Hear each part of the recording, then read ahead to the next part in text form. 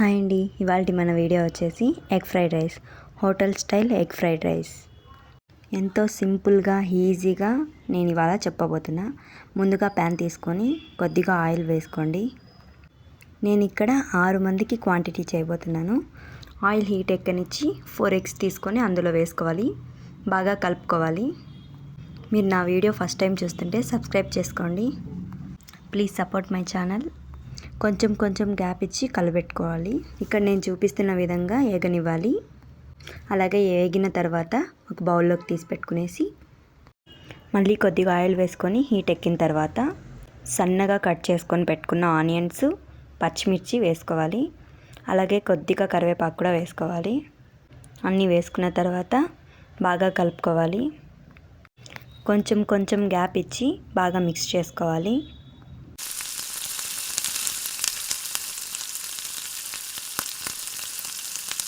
అలాగే ఇప్పుడు సన్నగా కట్ చేసి పెట్టుకున్న క్యాబేజ్ తురుము వేసుకొని బాగా కలుపుకోవాలి.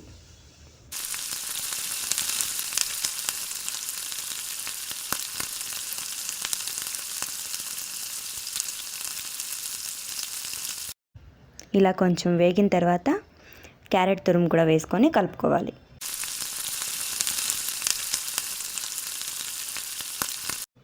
క్యారెట్ బాగా వేగిన తర్వాత ఇలా నేను చూపిస్తున్న విధంగా సపరేట్ చేసుకోండి. ప్యాన్ చుట్టూ అందులో కొద్దిగా ఆయిల్ వేసుకొని కారపొడి, ధనియాల పొడి, అలాగే కొంచెం గరం మసాలా వేసుకొని బాగా కలుపుకోవాలి.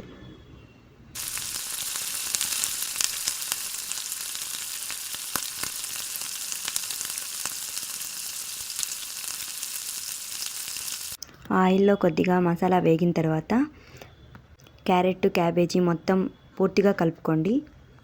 మీ టేస్ట్కి తగినంత సాల్ట్ వేసుకొని బాగా మిక్స్ చేసుకోండి. ఆల్రెడీ నేను దీనికోసం 2 ఎగ్స్ బాయిల్ చేసుకొని పీల్ చేసి పెట్టుకున్నాను.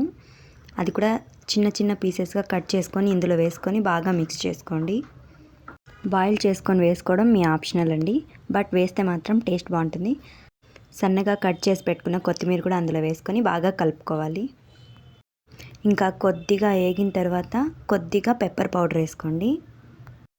లైట్గా అలా మిక్స్ చేసుకున్న తర్వాత ఇక ఫైనల్గా అందులో ప్రిపేర్ చేసుకున్న రైస్, సన్నగా కట్ చేసి పెట్టుకున్న కొత్తిమీర, స్టార్టింగ్లో ఫ్రై చేసి పెట్టుకున్న ఎగ్ కూడా అందులో వేసేసి ఫైనల్గా ఒకసారి మిక్స్ చేసుకోవాలి. అంతే అండి, ఈరోజు నేను మీకోసం చూపించాలనుకున్న రెసిపీ అయితే రెడీ. మీరు కూడా తప్పకుండా ట్రై చేయండి. ఎంతో ఈజీగా, టేస్టీగా హోటల్ స్టైల్ రెసిపీ పర్ఫెక్ట్గా కుదిరింది. Support my channel and thanks for watching.